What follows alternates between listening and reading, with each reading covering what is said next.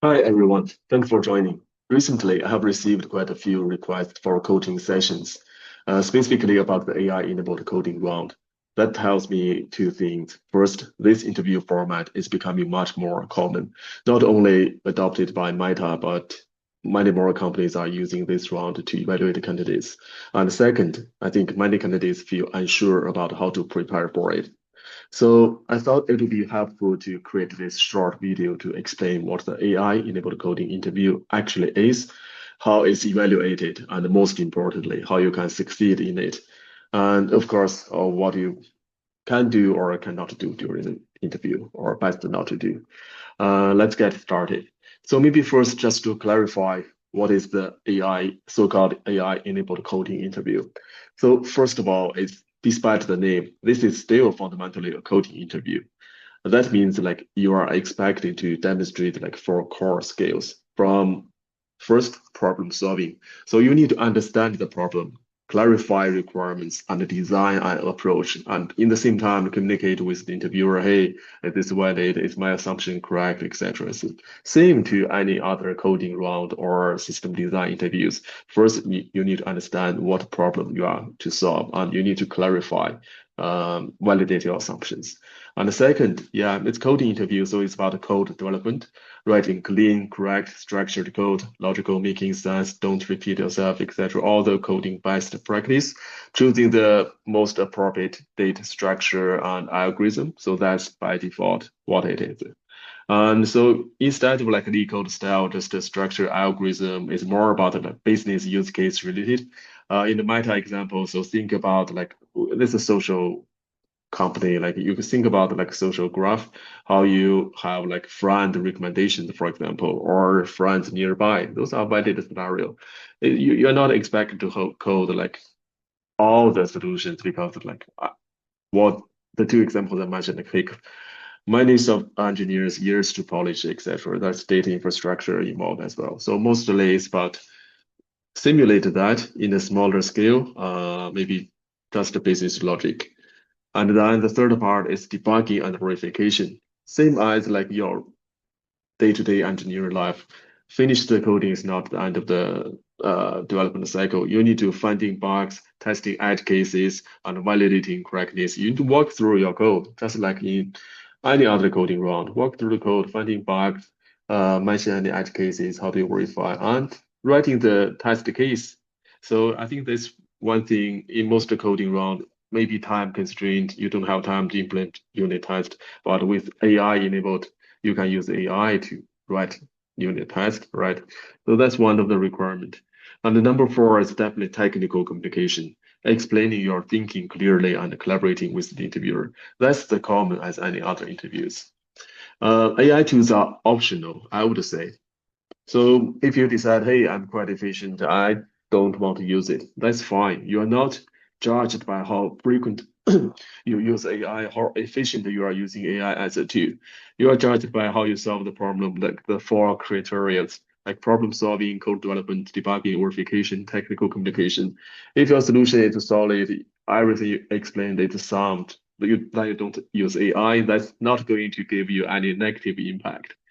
However, in most cases, like they are definitely recommended. So for example, they can save you precious time during the interview, like generating boilerplate code, suggesting test cases, or spotting obvious bugs.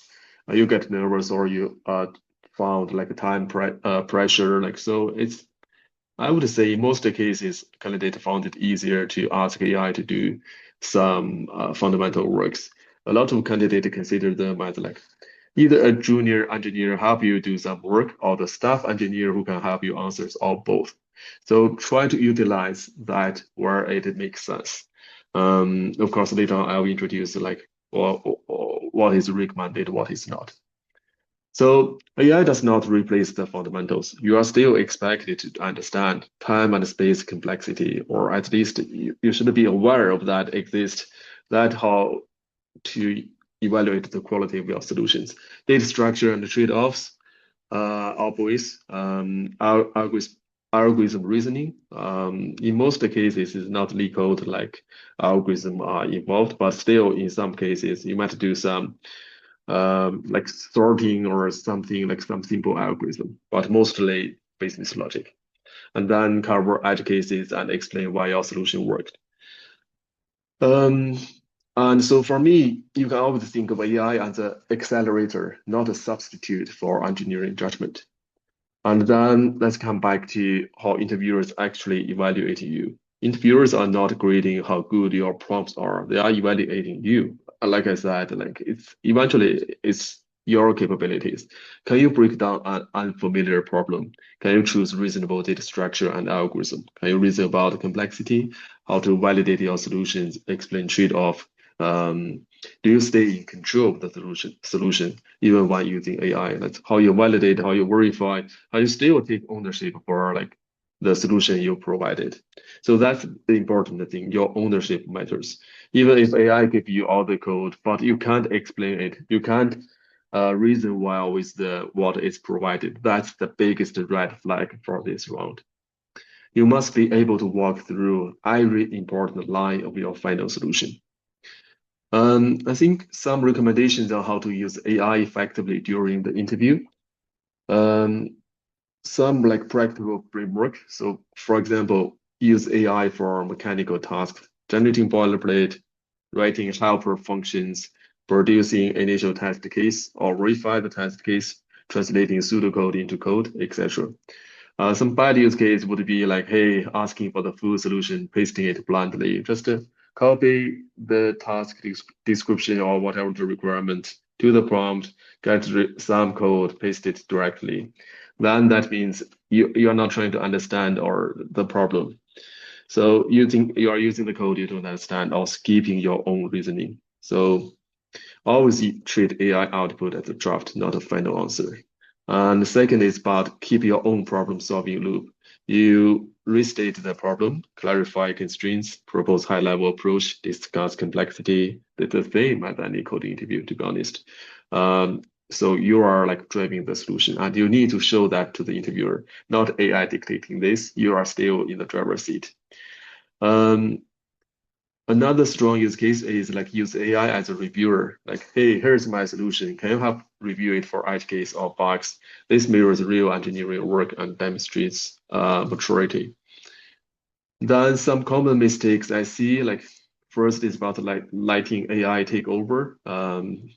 Yeah, paste the full solution without understanding it. Skipping fundamentals, rely on AI so much, like you don't even know like what is big O, what is trade-off, what is alternative approaches. So I think that's fundamental things we as interviewers are expecting. And then poor communication.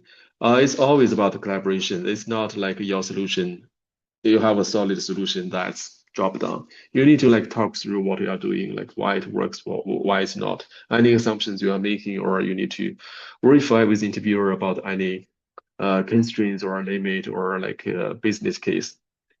And last pitfall, like most common ones about not validating the result. AI code often has some subtle bugs. If you don't test or walk through the examples, the signals um, weak your engineering discipline.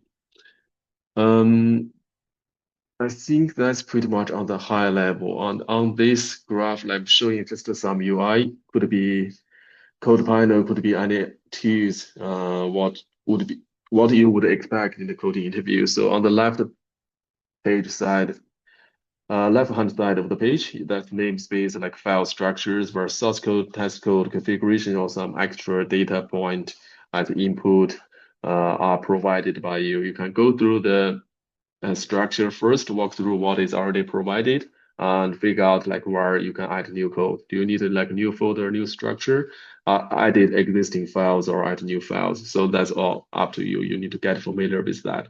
Then the middle one is simple enough. This is the viewing panel, like code editor, like you can open and view other format of files, configuration, data, etc.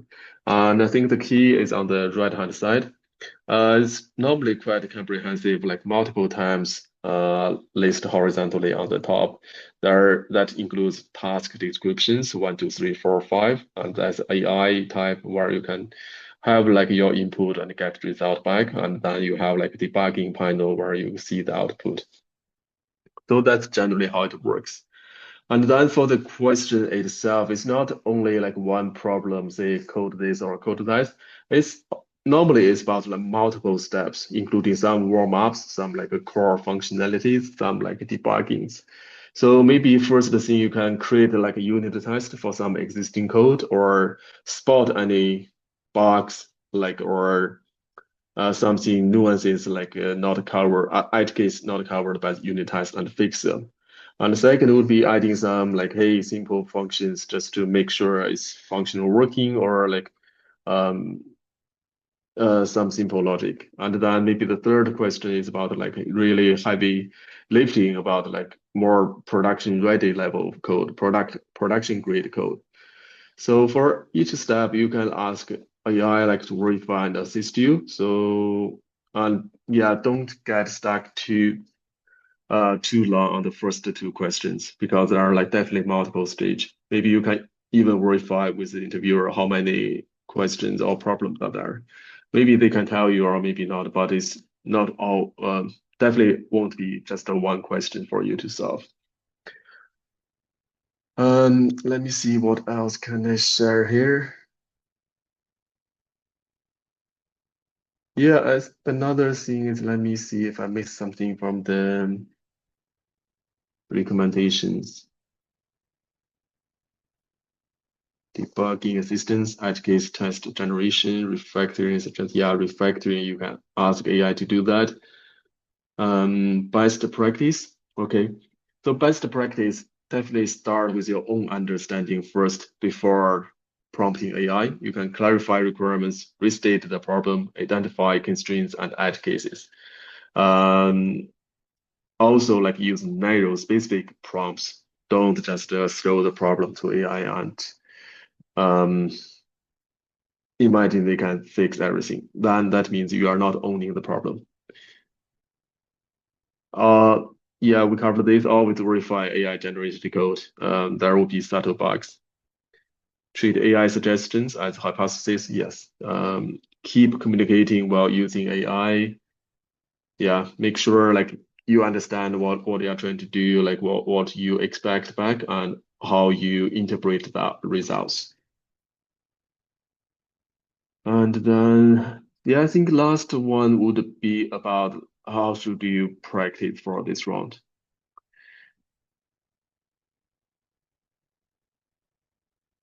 I think first is about like if you are doing like hands-on coding every day, like in a production environment, I think that would be relatively easy for you because you constantly doing the code reading modification.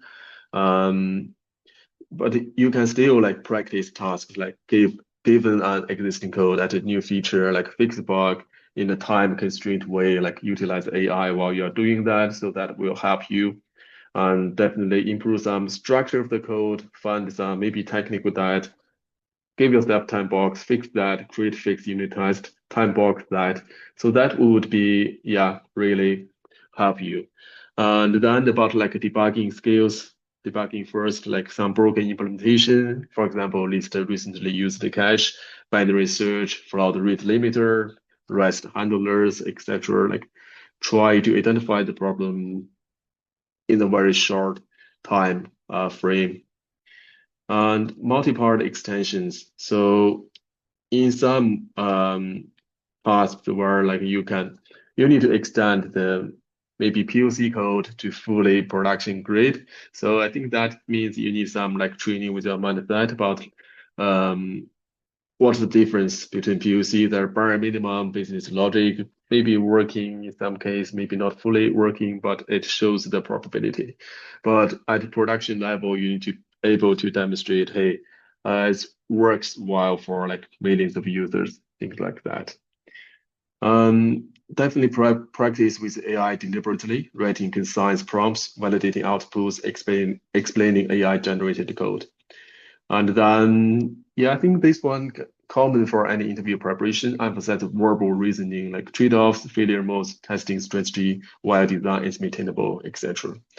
So last resource, like it's up to you. Like it's always recommended to do a mock interview with some experienced coaches like myself.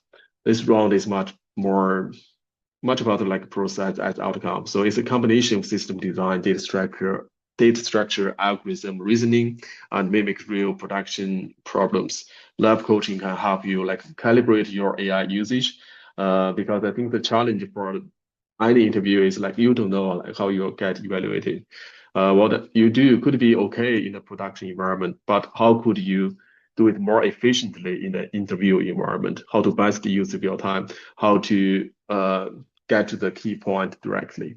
And the mock interview also can help you improve your communication, like stressing your thought, to make you like well prepared and make your problem solving logic in a structured way, like develop a structured debugging habits while someone else is watching. As I think that's where coaches add the most value. So I'll post my link there down there if you want to book a coaching session with me. I'm definitely happy to help. And next session, I'll be talking about some behavior around some common questions you need to prepare yourself, and also like what it is the structured way of answering them. I'll keep that short. Okay, thanks for watching.